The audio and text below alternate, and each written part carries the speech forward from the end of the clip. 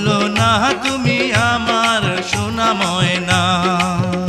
ওগো স্বামী বিয়ার 2 দিন হইল না কেন করছো পাগলামি? তুমি কিছু নিয়ম কানুন মাইনা চলো আগে, পোলা পানের মুখ দেখিতে ধৈর্য ধারণ লাগে। ওই বউ কথা কও আমি কবে হইমু বাপ আমার কানে কইয়া দা।